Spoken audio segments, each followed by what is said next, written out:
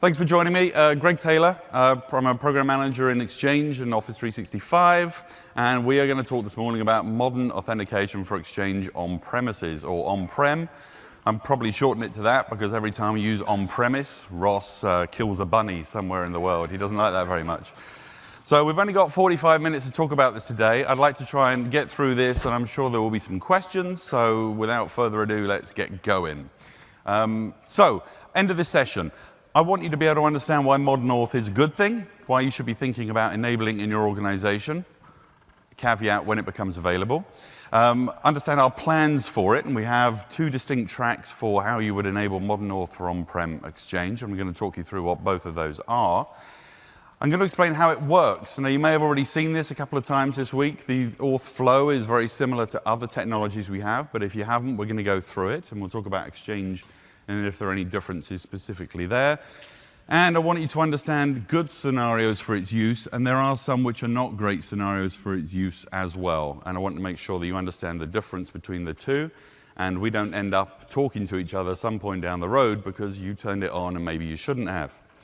So, there are a couple of sessions that have already happened so far this week, which if you didn't attend them, you might want to listen to the recording. So the first one was a Skype session from Natasha Desai, who did a session, I think it was on Wednesday in the morning. Now, Natasha talked about the Skype modern auth flows, but Natasha and I are working very closely together because Skype depends on Exchange for web services calls, for lookups in the calendar from the Skype client. So obviously we have a close working relationship. We are also running a Skyper in public preview for their modern auth enablement as well. And we are running a TAP program as well, which if you're interested in being involved in, then you'll actually find details of that in Natasha's session. So it's a good way to make sure you watch Natasha's session as well, if you're interested in signing up for some of this. Then the other session that is probably related to this, Jonas Gunnemo did the session yesterday afternoon, and troubleshooting modern auth. So who's been to one or both of those sessions in this room so far? A small number, great, then it won't be too repetitious for the majority of you, that's great. All right, so why should I care about modern auth? Right, well, for the purposes of this, and let's get clear what modern auth is, I'm going to talk about giving the ability for Outlook to connect to Exchange using a token for authentication.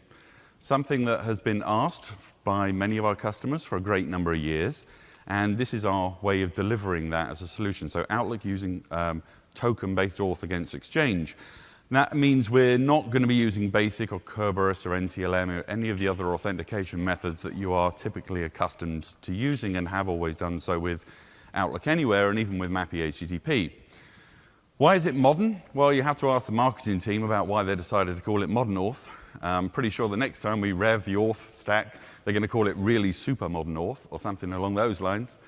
But modern auth is more of a generic term we're using to describe what is really OAuth under the covers. And we'll go into a little bit about how OAuth really works. And why is it better? Well, better, relative term, right? Everyone has a slightly different perspective on this. Stronger forms of authentication are becoming more and more necessary in the world that we live in. So the world of just single credentials, username and passwords, we are moving away from that into a world where multi-factor auth, stronger forms of authentication, taking away passwords from users, for example, removing the ability for a user to even have credentials or have credentials that they know and authenticate using some other type of credential. And it's generally all goodness. In a world where we are less domain joined, domain connected than we were several years ago, the applications themselves really need to manage that level of security. So we're moving the authentication or the additional authentication further into the application stack rather than just rely on domain joining and domain member computers, which isn't the world we're living in today. So who's it good for? Well, I'm pretty sure most of you, some of you, are going to have security teams that require MFA for anything from outside the network, this stated requirement that I get to hear on a pretty frequent basis as well, and I'm sure you do too.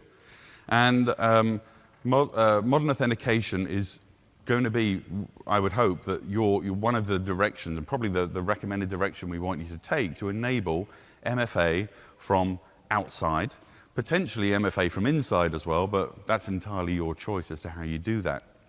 And generally, this is all about improving the authentication, making it stronger for users before they can connect to mailboxes. There's an awful lot of data in the mailboxes. We want to make sure that they are able to strongly authenticate before they get access to the data. Who is it good for? And who's it not good for? Well, this authentication flow that I'm going to walk you through is dependent on good network connectivity to the token provider. Now, in some situations, the token, if you're in a spotty network condition, very distributed organization, connectivity to that token issuer, if that's a problem, modern auth might not be the answer for you, because the tokens that we're going to talk about have lifetimes. And if the user is unable to request a token to get access back to Exchange, they could be cut off. And they might be inside your network, but your network is poor. So that might be one of the reasons why modern authentication might not be the answer. And to give you an example, Skype have this is actually a bigger problem for them, right? I mean, in the world of Outlook, where we have cache mode Outlook, and we give users the ability to work in an offline fashion, that's a lot easier to deal with network connectivity blips than the Skype client, where if you're on a call or doing IM and connectivity goes, obviously you have a much bigger problem.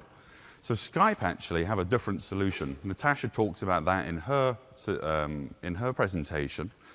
But essentially, Skype is swapping tokens for certificates that have a longer lifetime underneath. And they've done that specifically because they're more prone to suffering the effects of bad networks than we are. But here's one thing that I'll point out. These things I'm going to talk you through, we don't yet support you doing in production. Now, you might think, well, why the heck are you telling us that, right? What's the point of this? I'm telling you this because I want you to understand what's coming. One of these is coming very soon. My guess at this stage would be the next CU, which will be middle of December, is when we'll support one of the scenarios. And the other scenario we'll support with the next version of Exchange. But these are the kind of conversations that are always good to start and have early conversations with the security teams, because those kind of conversations, in my experience, can drag on a little bit as you go round and round and round. So let's start the conversation now, help them understand what it is you're trying to do and why you're trying to do it, get the security team on board.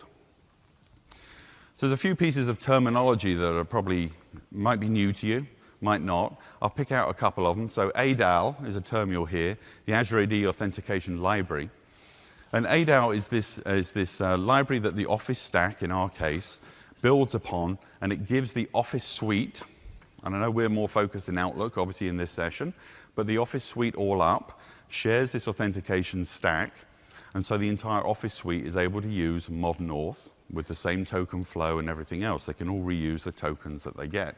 So ADAL is a term you'll hear. It's simply a way of allowing the client to do the correct auth flow against Exchange, Skype, and the token provider.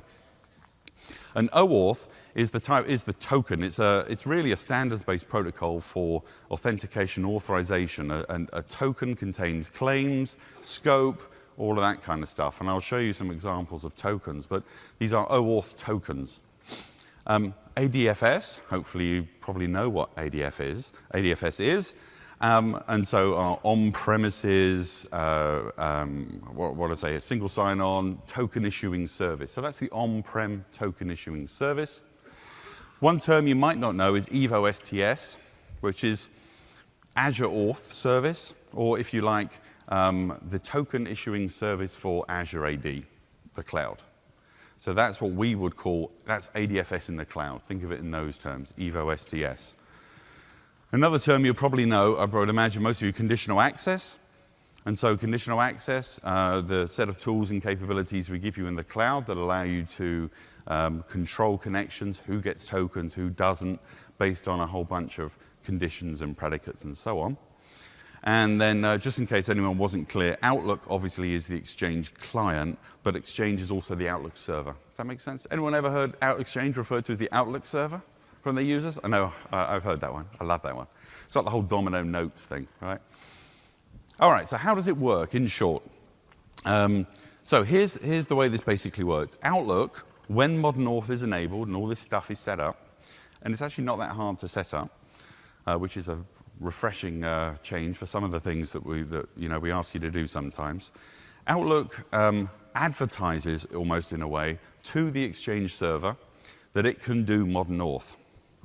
And that's during an initial unauthenticated connection. Outlook tells Exchange, I can do modern auth. What kind of auth types do you support? And Exchange, when modern auth enabled, responds by saying, dude, I can do modern auth too. Here's the authorization URI I want you to go and get yourself a token from. I'm going to show you how these exactly look in tokens in a second. The user then follows that authorization URI, assuming that it is a trusted URI. And there's a scenario where, as we'll get to a little bit later on, where that might not, Outlook has to do some validation against that. But let's assume Outlook heads across to the authorization URI and then authenticates. Now, it could be directly against that authorization URI, or it could be against another STS, a security token service, where the user's account or identity really is. So think of federated scenarios in Office 365, for example. The user authenticates, doing whatever the identity provider requires. That could be username and password, or a certificate, or a phone factor thing, or whatever you choose it to be. It could be almost anything. Once the user passes authentication, they then get a token, an OAuth token. In fact, they get two tokens. They get an access token and a refresh token. And we'll come back to those in a second, but the access token gives them access to the resource, and the refresh token allows them to get more access tokens when the access token expires. The client hands over the access token to Exchange and is authenticated to access the resource, and then it's up to Exchange to do any further, user-level kind of authentic or authorization conditions that exist within it. Once the access token expires, the client uses the refresh token to go get another one, and you're good, and you keep going. And most of this, for the most part, is pretty invisible to the user, unless you've required MFA or some kind of user input at this stage. So here's a few things about this. This is a MAPI HTTP feature. This is not something you can enable with Outlook Anywhere. Now, as you know, we're deprecating, or we're removing support for Outlook Anywhere in the service imminently. And MAPI HTTP is our preferred protocol, is our supported protocol, is the only protocol we're doing development work on. So MAPI HTTP is the way you should be moving. Whether you plan on doing this or not, MAPI HTTP will be a good thing to move to, because it's where our investment is, it's where our support is. It's running for millions and millions of mailboxes very successfully, so it's definitely proven technology. And the RPC HTTP stuff is legacy. We're not going to fix any issues in it, and I can tell you that any issues we did find over the last few years were really hard to fix, because Windows are going up on RPC as well. So as you can imagine, MAPI HTTP is the right place to be, and I hope you should be moving in that direction if you haven't already. The other key thing about this is Exchange will do this for all the connections. This is not an internal, external thing. Internally, I use Kerberos. Externally, I use modern auth. This is for everything. So Outlook client, domain join machine, inside the network, talking to an Exchange server down the hall, modern auth is going to be used, as well as when they're outside at home, connecting back in later in the day. This is not something you can control internally, externally. Now, this last kind of comment this is, for me, kind of a really important kind of concept to grasp as to why we did this. If you think about it in these terms, the way I think about it is Exchange is out the auth business at this stage, almost, okay? We are essentially outsourcing authentication to the STS, to the identity provider that you pick to go alongside this. Exchange is just consuming OAuth tokens. Now, we don't really care what you had to do to get the OAuth token. Right, that's entirely up to the identity, security, whatever kind of team. Exchange will consume the token. Now, the benefit to us as Exchange is we don't have to keep teaching Exchange how to do certificate auth and multi-factor auth and phone factor auth and all these other kinds of auth which are available. We don't have to teach Exchange how to do them. We just say, go get a token, and it's up to the guy over there to figure out how you're going to authenticate. And we just consume the token. So it's better for us, right? It kind of outsources us from that. And I think it makes your solution better too, or easier, because authentication is dealt with over there at the IDP. Exchange is just running, doing Exchange straightforward stuff, right? Okay? So if that helps solidify it in your minds, it certainly does for me. All right, so what does this look like at a more kind of practical level? So the first thing I said was in how this works is Outlook tells Exchange, I can do modern auth. And the piece here highlighted in yellow is how it does that. It sends this authorization, it sends an empty header. It just says authorization bearer. And that's a signal to Exchange that says the client supports modern auth. This will be sent by Outlook 2013 when you've hit the enable ADAL registry key and turned ADAL on, because you need to turn it on with Office 2013. And it's on by default in Outlook 2016. So Outlook 2016 will send this by default. Now, if the server doesn't have modern auth enabled, it just ignores that. It's not going to do anything. But if the server does, then we get the response, this response, highlighted in green. And the response essentially says to the Outlook client, yep, I can do that. Here's where you need to go get yourself a token. And it provides the authorization URI endpoint that the client then needs to go chase down. Now at this stage, then Outlook is done, Exchange is done at this stage. The Outlook client will follow that link, which in this case would lead it to Azure AD.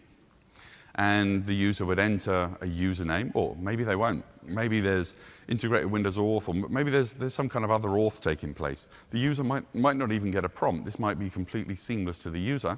But the user may be asked to enter credentials. Let's just say the user enters their username, and it's a federated user. And then Azure AD would redirect them to the on-prem ADFS. The user completes their authentication against the on-prem ADFS. The user then actually goes back to Azure. I'll go through the flow in a second. And then we go get that token, those tokens, and we hand them over to Exchange, the access token. I mean, it's kind of a federated application or an ADFS type application. It's a very similar flow. So let's go through this in one of these kind of charts, if you like these kind of charts. I'm going to talk about this through in several different ways to make sure you just understand the flow. We have user, we have Outlook, we have Exchange, and we have the STS. The user interacts with Exchange, with Outlook. God, I'm really mixing the two up this morning. I'm sorry about that. I don't know, it wasn't a late night for anyone or anything. It was nothing like that at all. User opens up Outlook. Outlook makes an initial connection back to Exchange, advertising it can do bearer. Exchange responds with that response I showed you on the previous slide, which says, I can do that too. Here's where you should go. Client heads across to the STS. They may do a federated login at that stage as well. Username and password is validated. We return the token. Outlook returns the token to Exchange. We have access to Exchange. Sounds easy, doesn't it? It actually is kind of easy, right? And if you look at this in a fiddler trace or some, I'm a great believer. I use fiddler traces all the time in debugging this kind of stuff. A fiddler trace is brilliant. Once you understand the flow, it's very easy to see exactly what's going on and exactly why it's failing as well. Okay, we get access. So then what happens with an expired token, and this is where the refresh token comes in, is the user opens up Outlook, tries to connect to Exchange, but the access token has expired. The access token has a default lifetime of an hour, and I have a slide in a second that will explain a little more about the lifetimes of these things. But user tries to access Exchange with an expired token. Exchange says the token's expired.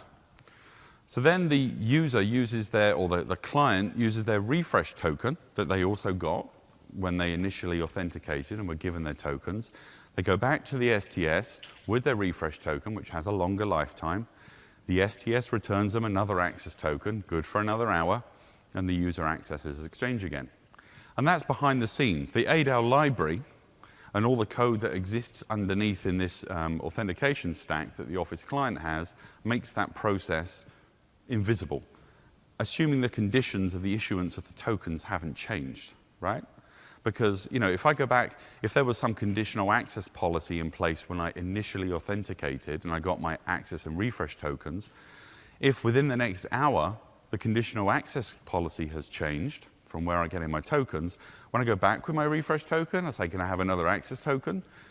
Conditional access is reevaluated, and we may change the condition. We may say, no, you can't get another access token right now, because now you've changed network location, or now the admin has decided that he doesn't like you very much, or you got fired, or whatever it is, right? And you can't get another access token. We get connectivity. So token lifetime. So these access tokens, as I said, are valid for an hour by default, and refresh tokens are valid for 14 days by default, but can be renewed, and they will be renewed by the client, logic, without you doing anything, for up to 90 days, assuming, again, policy hasn't changed, user hasn't changed the password, all of those kind of, there's a bunch of conditions that would mean 90 days is, the max and unlikely, right, but certainly possible. If you manage to get to that stage where nothing has changed, password hasn't changed or anything, then the user will be prompted to re-authenticate. What's the shortest? So the question is, what's the shortest I can set? So you can set these down low. You could set an access token down, I think, really short. If not 10 minutes, even lower. 10 minutes, right? And so you could set the access token really low, but of course there's a trade-off, right? Not saying that's not a bad thing, because if you think about it, a user has access for up to an hour with an access token, even if 2 minutes into that hour they change their password or something else happens, right? And that access token is still valid. So obviously many security conscious organizations are going to say, I'm going to reduce that even further. Sure, you can do that. But bear in mind now that every 10 minutes, we're heading back to get another refresh, or using our refresh token to get another access token, and again, and again, and again, and again. Now, maybe that's fine. That's, I think that's on a per customer basis to evaluate and make a decision on. But, in general usage, the defaults we found to be pretty successful for most people, but now we do give you the ability to change them. Things that might negate the refresh token, things that might break it, will be a password change.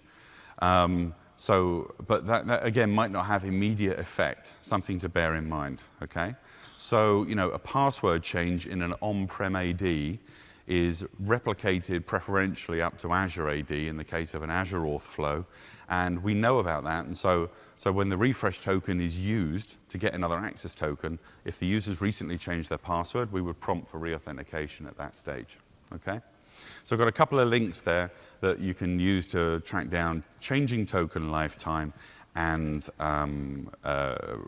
also some information around what happens when an employee leaves. There's some good information in those links there too.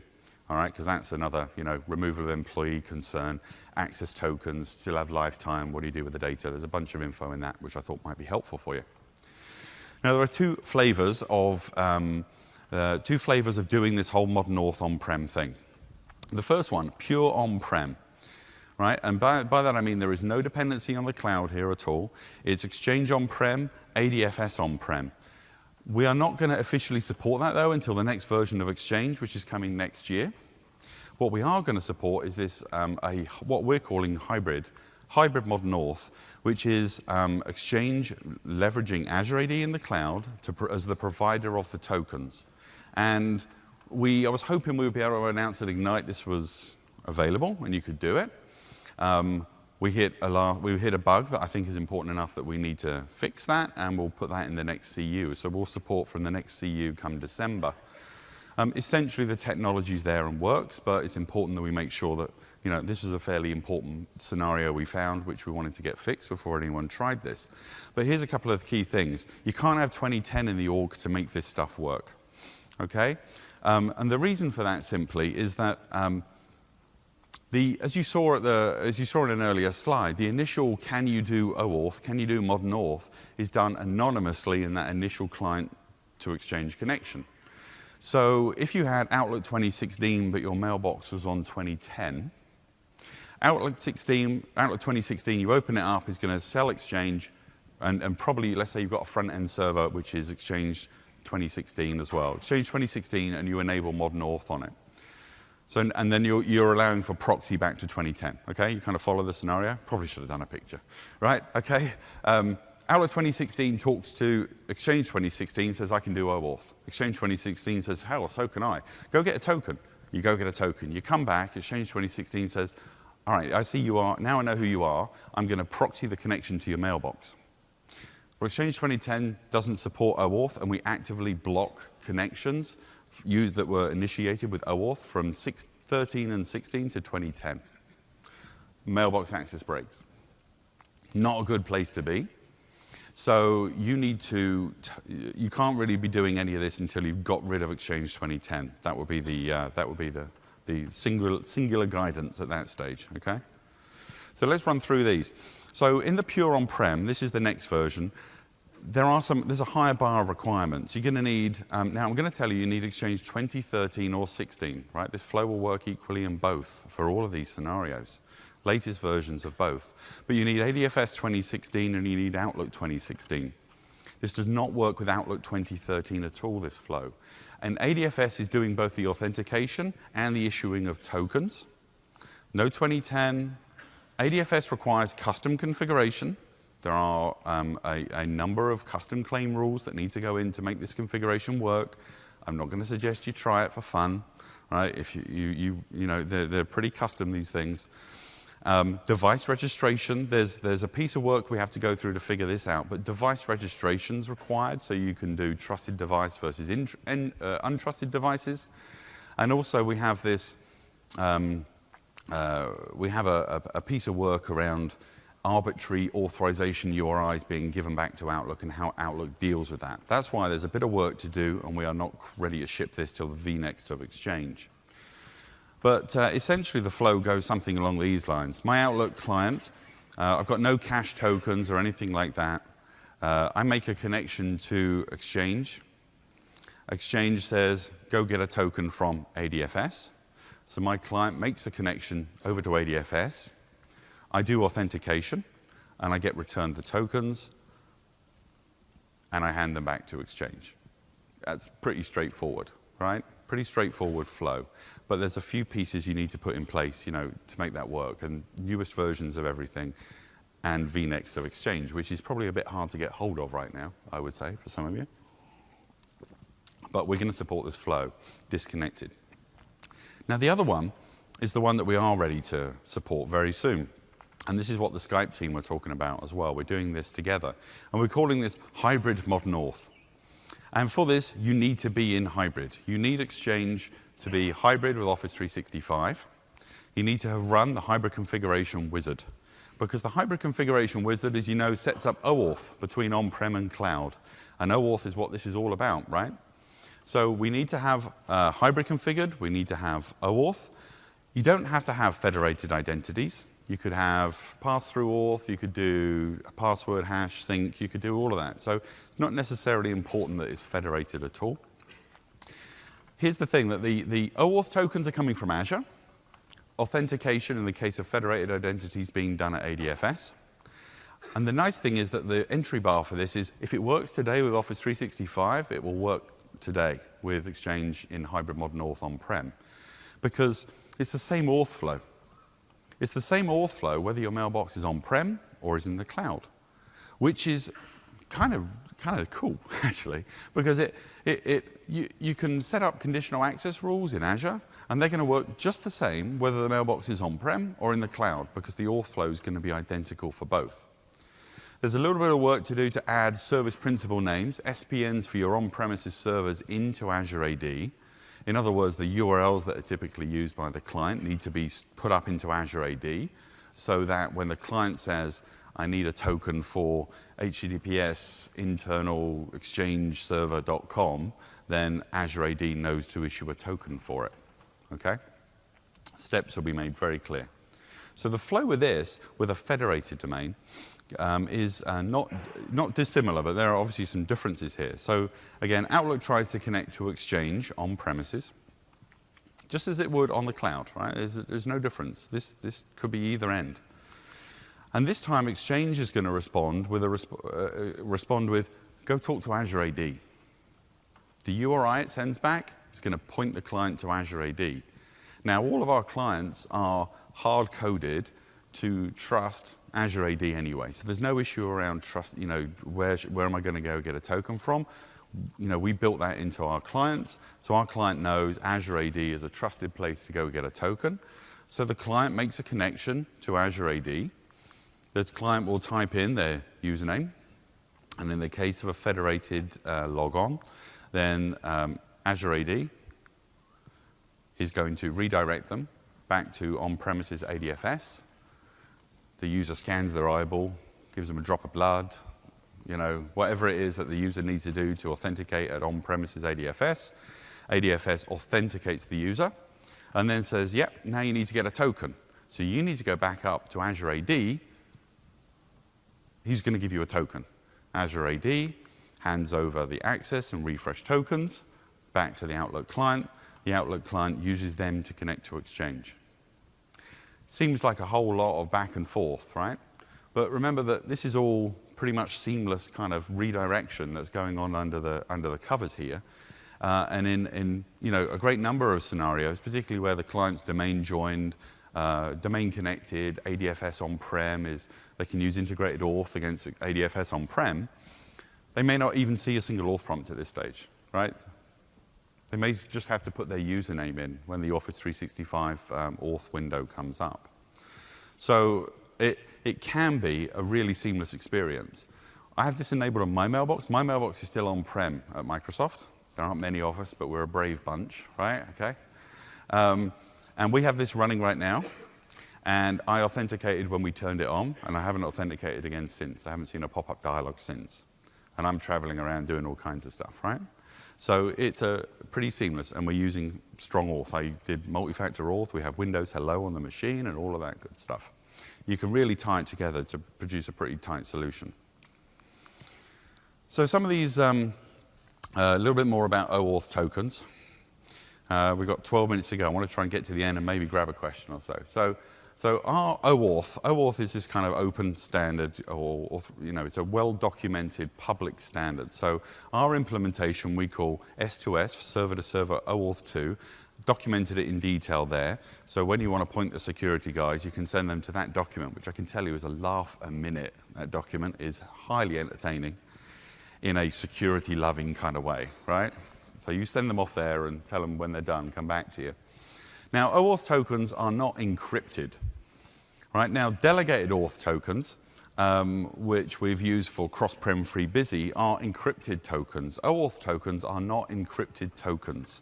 They are, if you can crack open the TLS, you can read them straight as they are. They have contents in them. I showed you, or I'll show you one. I'll show you one in a second. And then you can read the content, which is why it's vitally important that TLS, SSL is used throughout this, okay? You can do SSL termination. There's no decryption or encryption of tokens. If you really wanted to do SSL termination in a perimeter network, you could do that kind of stuff too. Although how you get the initial bearer response coming back from the Exchange server if you cut everything off there is another challenge. But WAP might be the answer there. So we have some kind of work in that space to figure out some of the scenarios. There are some more complex ones there. But they're not encrypted, so you've got to protect them. There's a blog post I did on how hybrid auth actually works. Hopefully a few of you have read it. Hopefully not while operating heavy machinery, because that's another pretty thrilling read and has been known to send people to sleep. But I got fed up with having the same conversation with security people at various customers explaining why hybrid is okay and why tokens are all good. I got so fed up having the same conversation, I wrote a long blog article explaining it. So I put that in there. Hopefully you'll find that useful if you need to have that conversation. Now, if you want to look at these tokens, Fiddler, like I said, is a tool I tend to default to. I'm sure there are many others you could use too. And then you can decode them. They're encoded, base 64 encoded, which looks like a whole string of garbage. But all you have to do is copy that long string of garbage and right-click, send to text wizard, decode from base 64, and you will see a token. Now, I'll give you a warning here as well, that tokens don't contain credentials. Right, but I'm just going to give you this warning as well, that Fiddler, which is a great tool for catching what's going on, when people do basic auth, their credentials are only base 64 encoded when basic auth is being used. And so, as an example, I had an email from somebody internally at Microsoft the other day who was having trouble with connectivity, and they were using basic auth from some other device. And they sent me a trace of, here's what's going on my client. Can you tell me what's going on? And so my first reaction was, thanks for sending me your username and password. That was really helpful, because genuinely, so bear that in mind, right? Fiddler is a really powerful tool when you're decrypting HTTPS, but credentials might be contained within that capture, so bear that in mind as well. You can decode them using this site here, jwt.io, and I think I saw in a session the other day, jwt.ms. I think we have one as well. We have our own website where you can decode these tokens. And the token actually is on the next slide. So I'll show you what a token looks like. Now here's another piece that you'll see, and you might see this against an Office 365 mailbox as well. Office 365 tenants, we enable modern auth by default now on all new tenants, but tenants that are around before that time, we don't immediately just turn on modern auth.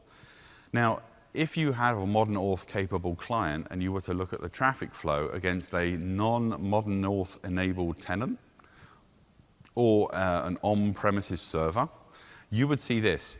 Now, the reason I highlight this is kind of useful. Useful for troubleshooting if you're trying to figure out why this stuff isn't working. So there is a response there in green, the same one that we had before. The response in green says, oh, you're a OAuth capable client, awesome, go get yourself a token from here. But Exchange, at the organization level, set organization config OAuth 2 client profile enabled has not been set to true. That's a friendly little one, isn't it, right? OAuth 2 client profile enabled at the org level has to be set to true, otherwise this additional yellow piece comes up. And the yellow piece says, it's kind of a little bit cloudy, because this will come back in an on-prem deployment too. It says, flighting is not enabled for that domain, OAuth is not available. Now what happens is that means modern auth is not enabled in the org, and so what the Outlook client does is it sees that as an override to the green response. It says, I see you can do OAuth, and I see where I can get a token, but you're telling me not to do it, so Outlook will not do it, okay? So I just want to put that in there as that's why the org level switch is turned off. Only Outlook for Windows respects that switch right now. Outlook for Mac does not, but it will. Which means if you have Outlook Mac today against a tenant, even if OAuth is turned off or modern auth is off in the tenant, your Outlook for Mac clients are already doing modern auth, whether you know it or not, okay? So they don't respect the switch. So that needs to be, we're working through exactly how we do that, because it's kind of, a lot of you have probably got Outlook for Macs which are already doing it. If we then teach the client to respect the switch, they're all going to stop doing it. And that may confuse some of you. So we've got to work through the scenario there. So here's a token issued by Azure AD. Hope you brought your binoculars this morning so you can see what's going on in here. But there's a couple of key pieces of information in here. So this is what a token looks like. And you can see it's a very readable format. We have things like the issuer of the token, the audience or URI, which is the resource I'm trying to access. And you have a bunch of information in there around, time and who the user is and so on. You can see there's quite a lot of information. So that's an Azure AD token issued using for hybrid modern auth flows against an on-premises mailbox. So the audience URI will be an on-prem URI. The issuer will be an Azure AD URI, okay? Now, another thing you'll need to do as well then, as I mentioned, that you need to add these on-prem URLs to Azure AD. And that's so that when your client is requesting an OAuth token, because it requires them for specific resources, or it requests them, sorry, for specific resources. The client doesn't just say, give me an OAuth token for everything I want. The client says, I need one for mail.contoso.com, or to discover.contoso.com, and it goes back and gets tokens for individual endpoints that it's after. Now, because in the hybrid modern auth flow, we are going to send the client to Azure to get the tokens, you need to tell Azure what are your valid on-prem URLs. And you do so using PowerShell. An example is shown at the top here. You add these HTTPS URLs to your Azure tenant, which allows Azure to issue tokens for those endpoints for your clients. You'll notice there are a variety of SPNs in there. Some have HTTPS on them, and some have a GUID. And the HTTPS ones are client to server, and the others are really for server-to-server communication that we have when we're doing hybrid, in case you were wondering. Okay? Only a 45-minute session. So here's the last slide. Let me randomly wrap it up, if I can do it. Then we'll either finish and take questions, or I'll just make a run for it, and that's great. Okay, so random wrap-up slide. So no 2010. I hope I made that perfectly clear. If you've got 2010 in the org, don't try turning this on. Strictly speaking, right, just between you and us in the room here, right, because nobody else is ever going to listen to this recording.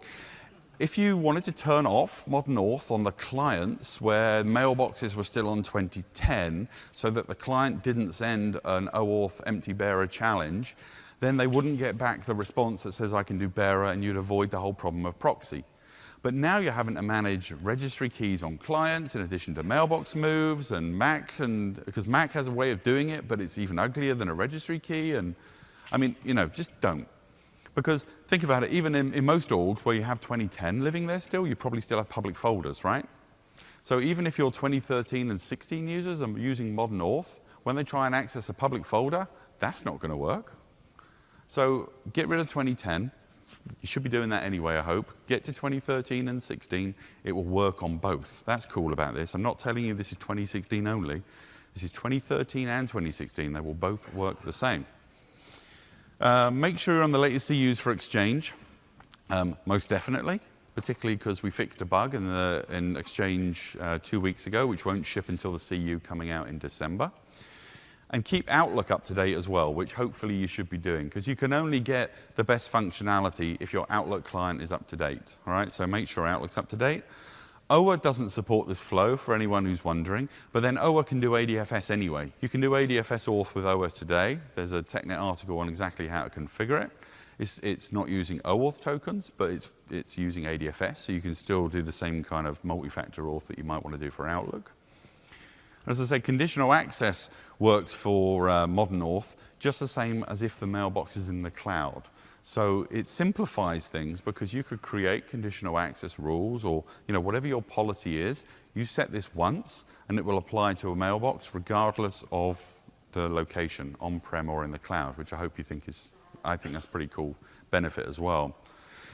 And then the last thing, just remember this, right? So this auth flow, everything takes a trip to the cloud in that hybrid Modern Auth flow. So if you do have disconnected, poor connectivity sites, you're on a submarine or flying to the moon, right? And we have Exchange, NASA do all of that, so it's very cool. They're not going to use this, would be my suggestion, or oil rigs in the middle of the ocean. Because if the Exchange server's 10 feet away from you, but you can't reach Azure when your access token has expired, you're not going to get another one. So that could be a problem too. So bear that in mind if you're a large distributed organization with spotty network links. Okay, so I hope that makes it clear. So the reason I have not told you how to enable it for specific purposes, because I don't really want to be able to say, here's how you do it, but just don't do it. It's very straightforward configuration, I can tell you as well. The hybrid configuration wizard must be run, because it does set up some of the pieces for us. The enablement of it is a couple of PowerShell commands and one change in Azure to add the SPNs into Azure. So it's a pretty straightforward configuration, but it's org-wide. Don't forget, right? This is an org-wide change. So that's why giving you a bit of a foresight of this allows you to think about whether you want to do this. This could solve a lot of problems. Think about planning it. We'll produce a lot more guidance around it so that you have it in time for the next CU. And if you want to be involved in the TAP Exchange Joint, the Skype Exchange Joint TAP, take a look at Natasha's sessions. She has some links to the TAP in there as well. with 10 seconds to go. So what I'm going to say is, thank you very much for coming. I'm going to stay here for questions. We can do them at the mics, or you can, you know, stage dive me or whatever you want to do, right? And we, or storm the stage like usual at the end of one of these, right? But I will stick around and answer as many of your questions as I can. Thanks for coming on a Friday. Have a safe trip home, and hope you enjoy the conference.